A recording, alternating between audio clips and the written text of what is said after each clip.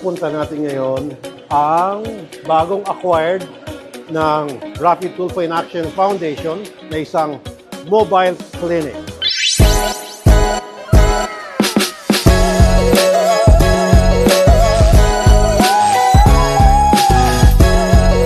Services offered: X-ray, ECG, laboratory, ultrasound.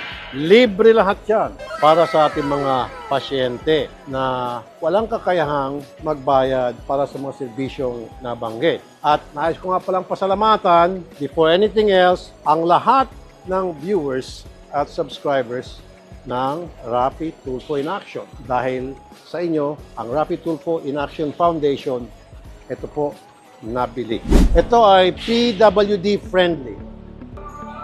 Para sa mga naka-wheelchair, hawak secured. Okay? Oh. Aircon, waiting area para sa susunod na pasyente.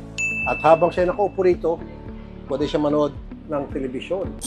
Matik. Ito na ngayon. Dito, siyempre higa yung pasyente.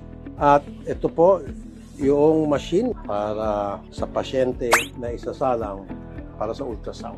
Ito naman po ay laboratory para sa pag-extract ng mga dugo. May ref dito ilalagay ngayon yung mga na-extract ng mga blood samples. Ang ating X-ray room, bubuksan natin. Wow, wow, wow! Ayan! Lamig! Oh, okay.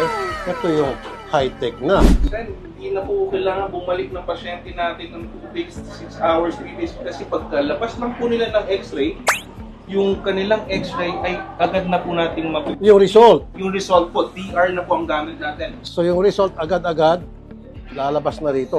Ang bilis naman. Doon sa mga nag-aabang, medyo mainit o maambon-ambon, pwede naman sumilong dito. Oh, diba?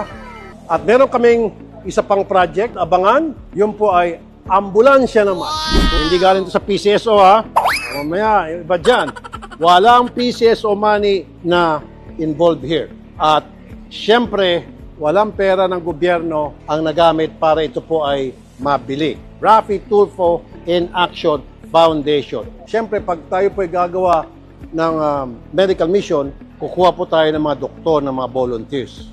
Kompleto Ricados. Para sila po ang mag-asikaso, with nurse pa rin yan, mga lab technician, sa mga pipilang pasyente, sila po ang magbibigay ng adviso, magda-diagnose, at magre-reseta na rin ng mga gamot. Siyempre, i-reseta na gamot, sinong bibili? At siya nga pala, hindi lang po pang Metro Manila to ha, pwede ito sa mga probinsya, as long as inaabot ng Roro, sasakay namin to para mapagsilbihan, kasulok-sulukan ng Pilipinas. Dahil ang mga followers, ang mga viewers ng RTIA nationwide. Kaya nationwide tayo.